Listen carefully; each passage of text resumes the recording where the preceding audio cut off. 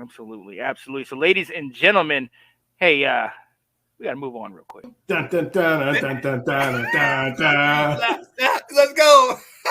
The Washington Commanders. There it is. It still makes me laugh every time. Always. I love it. I love it. Ladies and gentlemen, we are moving on because even though it is training camp, a lot of times you keep a lot of the guys that you have as far as players and coach, or actually the players are the ones that are normally on the bubble. The coaches are the ones that are normally sticking around, but sometimes you got to make a move. And Will, I'm interested to see your opinion about it. Sam Mills the third. Ladies and gentlemen, you know that name. His father, the late, great Sam Mills, just got inducted into the Hall of Fame. Great Saints and Carolina Panther. Great. But Sam Mills III, our defensive line coach, was let go recently. And Will, from a lot of the reports that I've heard, he just didn't have the ear of the defensive line. Mm-hmm. When this news came out, I did the whole Anton reaction. Wait, you mean what? What? That's exactly what I did. Because I think, like everyone said, during training camp, right? Firing him during training camp, right? So here's what is surprising to me. Is we do hear, now that it's happened, you get to hear from some of the folks who kind of knew things but held back information. Some of the reporters came out saying, yeah, we knew there was friction. We knew that some of Chase and Montez didn't really like some of his teachings. Apparently, Matt Ioannidis hated it in 2020 when he came in, and he wanted him gone or wanted out, which is really surprising because this is also a guy who taught some really good defensive ends in Carolina. And so being a part of that is kind of like, and I remember in 2020, now this is coming back, it's like, oh yeah, there was some friction. And we kind of said, hey, you need to listen to this guy. He's coming with experience. But it certainly turns out that things were not going right. And my only thought process is that he came back at training camp and whatever they thought they hashed out in the offseason, he wasn't doing. Right. He was not listening to what Ron and Jack Del Rio want and what the player, want them to be doing is what I can only think, because the timing is really weird. Before we get into the new coach, what did you think about the whole thing? I mean, if you did the Anton what, I did the Nathan Snell. Really? Again, it's about timing. At this point, I'm like, that's not the thing that I need to be worried about. My coaches, you know what I mean? Especially after a couple, a month or so ago with Jack Del Rio and all that stuff. Like, I should not be having to worry about my coaches coming into the season, and then to let him go like this is kind of like, are you serious right now? So that to me, once you start diving into it, like you said, doing the research, realizing that, Ioannidis had a problem with them, realizing that our guys, our studs, who are all a lot of alphas, let's be honest with that. Yes. A lot of them had issues with him. That really kind of, it makes you go back and look at last year like, okay, is that, I mean, the injuries did come in to play a lot, but it's like, okay, we still couldn't get it together in a lot of periods of time. What was going on?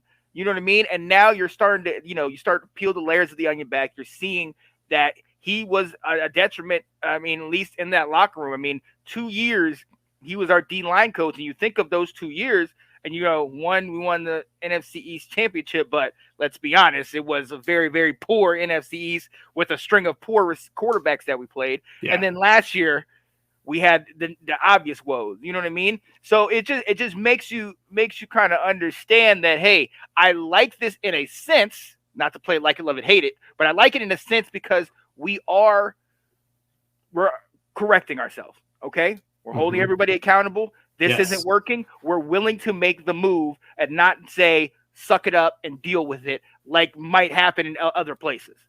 You know what I mean? Yeah, that's a great point. I mean, like you said, that sent a message to all the coaches. Like, I think it showed a little bit of like, there actually is more pressure on this team to perform than what they want to let on. And it was kind of letting the other coaches know, like, we need you to perform and hold your own. But as you kind of said, I like this from the fact that if we're shedding some bad feelings between players and a bad relationship, I really like what we have in the locker room now. Yeah. Jeff Sganina's come in and he was the assistant D-line coach, and now he's taken over. He's very hands-on and has been at training camp. And so he's really getting a chance, like, the guys know him. He's right in the thick with all of them. The other thing that I like about him that has, me being I'm not there and I don't know how to coach defensive line, though, is he played for the Rams for many, many years. He did not have the strength and athleticism of Aaron Donald. Right. But he played in the league for many, many years. I think almost maybe 17. So you know what that tells me? This guy is a technician master.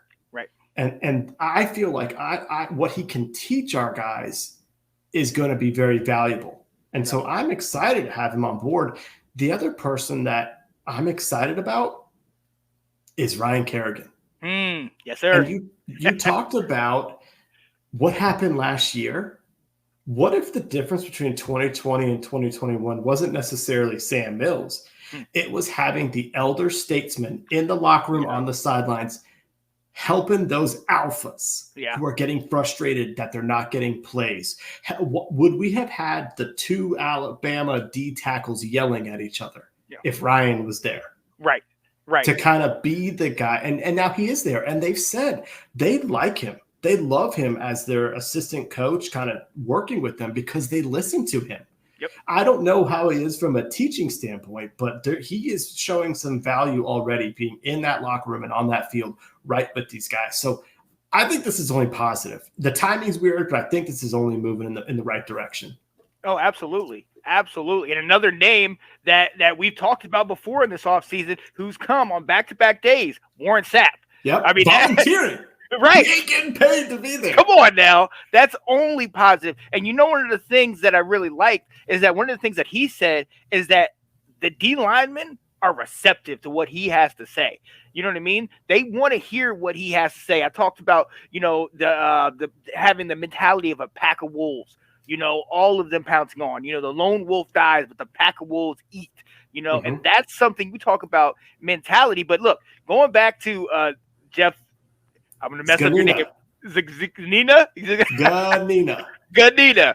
Yeah. Going back to him, look, there's one thing that I think is very big. And look, Mills, again, was a solid coach. But there's one thing that Jeff Zanina brings to the table, and it's what Aaron Donald did. Pointed to that ring. He's been to the top. He's been to a Super Bowl. He's won a Super Bowl. He's been a part of that. So when you're a part of that, there's that championship mentality on top of the fact, like you said, he's played 17 years.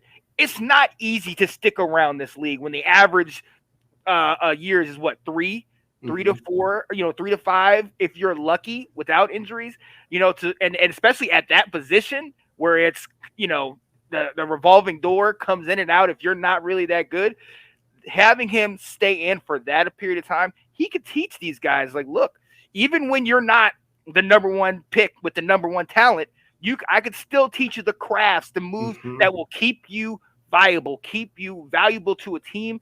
And that is those ins and outs that I really love. Yeah. I'm really excited to see that. Nathan says, sometimes I think you have to look for guys that can speak the language of the young guys. Absolutely. Absolutely. And sometimes I think he's right. Yeah. Sometimes the old players can't be coaches, in my opinion. Huh? That's interesting.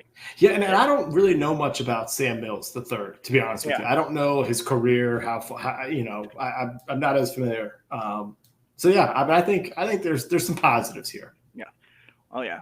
So this is interesting. Like we said, Zam Ganoni. I'm gonna get it right towards this season. As the season goes, he's here. We're glad to have him. And look, back to Sam Mills. Rivera said, listen, it is nothing against him.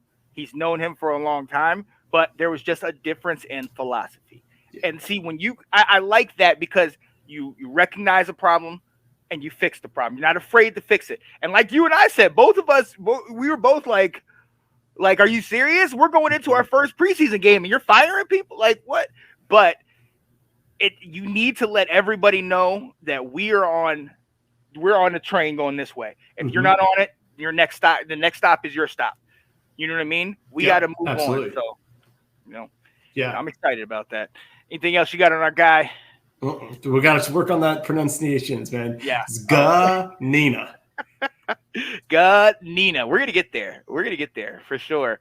Oh, shout out to my babe. Hey guys, all the way from West Virginia. Nobody show my parents the site. They're both sleeping early. Yeah, they shout out to Catherine. She is out with her parents in West Virginia, helping them. I know they were out all day on a they're part of the garage sale, like flea market, bunch of stuff. Okay. They're moving out.